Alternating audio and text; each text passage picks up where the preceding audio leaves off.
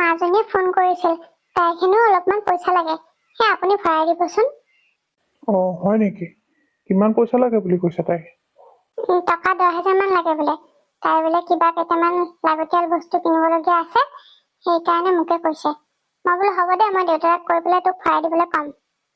দিয়া, হ'ব দিয়া, মই বাৰু গধূলি গৈ একাউণ্টছত ভৰাই দিম।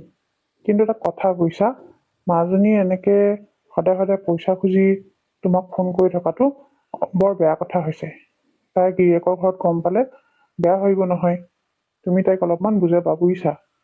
তাৰমানে এতিয়া আপুনি এইটো ক'ব বিচাৰিছে যে মোৰ ছোৱালীজনীয়ে এতিয়া দুটামান পইচাৰ কাৰণে মোকো ফোন কৰিব নোৱাৰা হ'লনে? হ'ব দিয়ক, আপুনি উল্টাই পকাই কথা ক'ব নালাগে।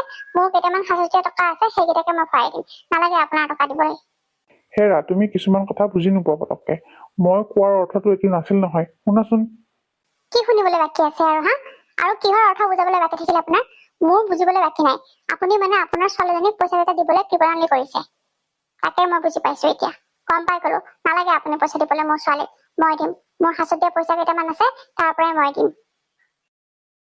মা, দেউতা, আহক ভাত দিছো, ভাত খাই ল'ব আহি। পুৰবী, মই তোমাক কথা কেইটামান কওঁ, বেয়া নাপাবা।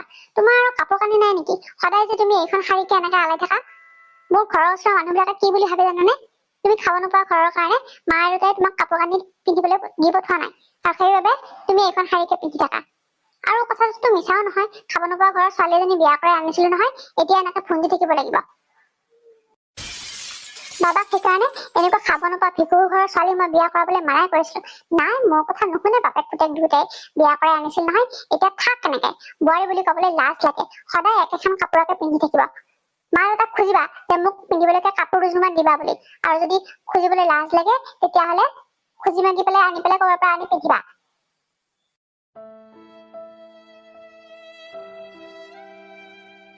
হেৰা, মনে মনে থাকা। কি কথা ক'বলৈ আহিছা হা?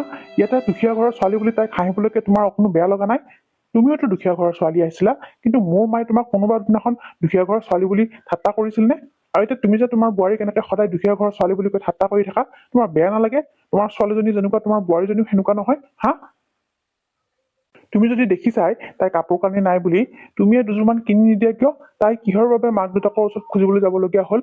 মাক দেউতাকতো আমাক জোৰ কৰি বিয়া দিয়া নাছিলে আমাৰ বাবাৰ লগত, আমিহে জোৰ কৰি তাইক বিয়া কৰাইছিলো। তোমাৰ ল'ৰাই চাকৰি কৰে, তোমাৰ ল'ৰাই চাকৰি কৰি তাইক দুযোৰ কাপোৰ কিনি আনি দিব নোৱাৰে নে? তাই যে মাক দেউতাকক খুজিবলগীয়া হ'ল। সিটো বিয়া কৰাই পেলাই তাইৰ দায়িত্ব পালন কৰিব লাগিছিল। মই জানো তোমাক কাপোৰ কিনি দিয়া নাছিলো? তুমি গৈছিলা নেকি তোমাৰ মা দেউতাৰ ওচৰত কাপোৰ কানি বিচাৰি পেলাই? হা? এইবিলাক কথা কবলৈ তোমাৰ লাজ লগা নাই? আৰু শুনা, এতিয়াৰ পৰা মই মোৰ ছোৱালীক পইচা নিদিওঁ। মই মোৰ বোৱাৰীক মাহেকত 10,000কে পইচা ভৰাই দিম, যাতে তাই নিজৰ প্ৰয়োজনীয় বস্তুখিনি নিজৰ মতে কিনিব পাৰে। বুজিলা? মনত ৰাখিবা এইটো কথা। মাজনীয়ে মাহেকত 10 বাৰকে ফোন কৰিব পইচাৰ কাৰণে, কিন্তু এতিয়াৰ পৰা মই তাইক 1 টকাও নিদিওঁ।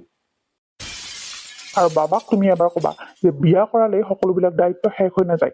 নিজৰ ঘৈণীয়েকজনীয়ে কি পিন্ধিছে, কি খাইছে, সেইবিলাকৰ ওপৰতো অকণমান চকু দিব লাগে। মানুহক দেখাই বিয়া পাতিলে নহয়। এতিয়াৰ পৰা মই মোৰ পেঞ্চনৰ পৰা 10,000কে টকা মাহেকত মই মোৰ বোৱাৰীক দিম, ছোৱালীক নিদিওঁ। মনত ৰাখিবা এইটো কথা।